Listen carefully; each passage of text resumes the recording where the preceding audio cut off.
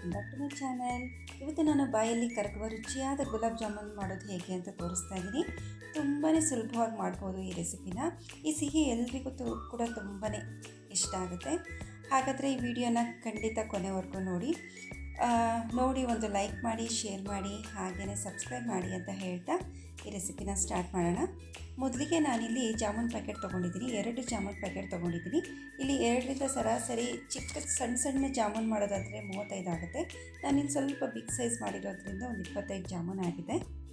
ಇವಾಗ ನಾನಿಲ್ಲಿ ಒಂದು ದೊಡ್ಡ ಲೋಟದಲ್ಲಿ 1/4% ಹಾಲು, 1/4% ನೀರನ್ನು ಮಿಕ್ಸ್ ಮಾಡಿಕೊಂಡು ತೊಗೊಂಡಿದ್ದೀನಿ.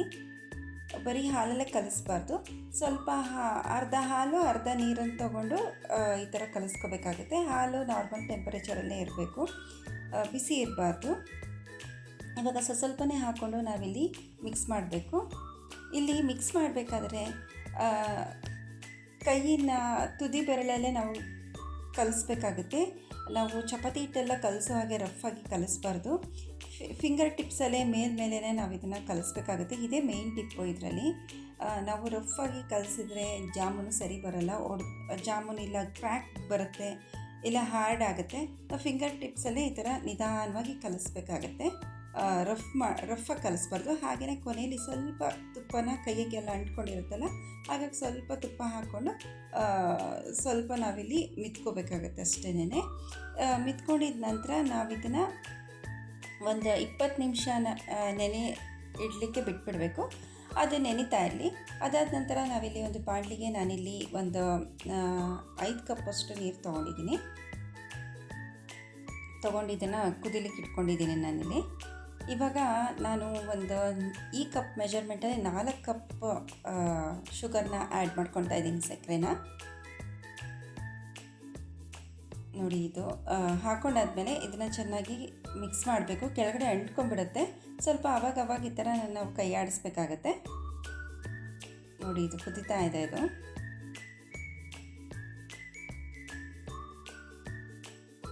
ಇವಾಗ ನಾನಿಲ್ಲಿ ಸ್ವಲ್ಪ ಏಲಕ್ಕಿ, ಒಂದು 4ರಿಂದ 5 ಏಲಕ್ಕಿನ ಕುಟ್ಟಿ ಪುಡಿ ಮಾಡಿ ಹಾಕ್ಕೊತಾ ಇದ್ದೀನಿ.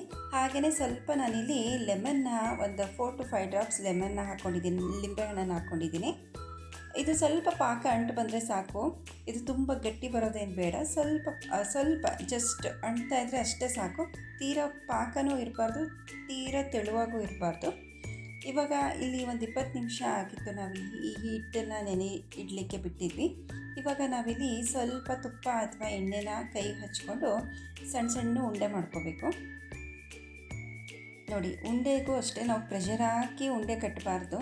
ನಾವು ಈ ಲಾಡುಗಳೆಲ್ಲ ಕಟ್ತೀವಲ್ಲ, ಆ ಥರ ಪ್ರೆಷರ್ ಹಾಕಿ ನಾವು ಇದನ್ನು ರಫಾಗಿ ಮಾಡಬಾರ್ದು. ಮೇಲೇ ಸಾಫ್ಟಾಗಿ ಇದನ್ನು ರೌಂಡ್ ಶೇಪ್ ಮಾಡಬೇಕು.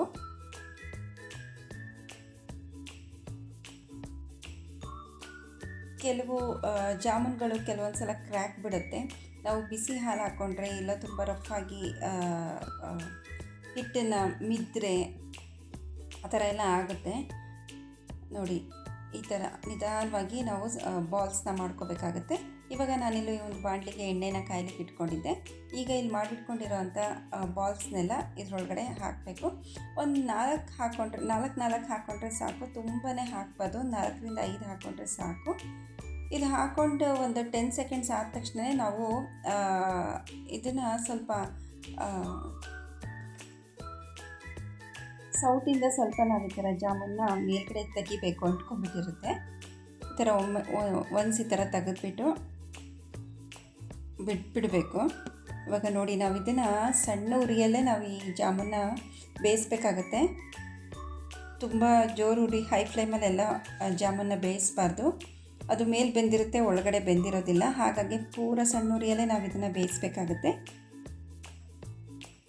ನೋಡಿ, ಇದು ಆಗ್ತಾ ಇದೆ. ಇದು ಇವಾಗ ಆಗಿದೆ. ಇದು ನೋಡಿ, ಈ ಕಲರ್ ಬರಬೇಕಿದು. ಸಣ್ಣ ಉರಿಯಲ್ಲೇ ಬೇಯಿಸ್ಬೇಕು ಇದು ಯಾವಾಗಲೂ. ಇವಾಗ ಇದು ಆಗಿದೆ, ತಕ್ಕೊಂಬಿಡೋಣ ಇದನ್ನು. ಇದು ತಕ್ಕೊಂಡಿದ್ದಾದಮೇಲೆ ಇಲ್ಲ ಪಾನಕ ಬಿಸಿ ಇರಬೇಕು, ಇಲ್ಲ ನಾವು ಮಾಡಿದಂಥ ಜಾಮೂನ್ ಬಾಲ್ಸ್ ಬಿಸಿ ಇರಬೇಕು. ಎರಡು ಕೂಡ ಬಿಸಿ ಇರಬಾರ್ದು. ನಂದಿಲ್ಲಿ ಪಾನಕ ತಣ್ಣಗಿತ್ತು, ಜಾಮೂನ್ ಬಾಲ್ಸ್ ಬಿಸಿ ಇತ್ತು. ಯಾವ್ದಾರು ಒಂದು ಬಿಸಿ ಇರಬೇಕು. ಎರಡು ಬಿಸಿ ಇರೋದಕ್ಕೆ ಹಾಕಿದರೆ ಜಾಮೂನು ಕ್ರ್ಯಾಕ್ ಆಗುತ್ತೆ. ಯಾವ್ದಾರು ಒಂದು ಬಿಸಿ ಇರೋದಕ್ಕೆ ಹಾಕ್ಕೋಬೇಕು. ನೋಡಿ, ಇಲ್ಲಿ ಜಾಮೂನೆಲ್ಲ ಹಾಕಿದ್ದೀನಿ ನಾನಿಲ್ಲಿ. ಹೇಗೆ ಕಲರ್ ಕಾಣಿಸ್ತಾ ಇದೆ ನೋಡಿ. ಇದು ಆಫ್ಟರ್ ಒಂದು 5 to 6 hours ಆದಮೇಲೆ ಇದು ತೋರಿಸ್ತಾ ಇರೋದಿದು. ಹೇಗೆ ನೆಂದಿದೆ ನೋಡಿ, ಎಲ್ಲ ಉಬ್ಬಿ ಬಂದಿದೆ. ತುಂಬಾ ಚೆನ್ನಾಗಾಗಿತ್ತು ಜಾಮೂನು ನೋಡಿ, ತುಂಬ ಸ್ಪಾಂಜಿಯಾಗಿತ್ತು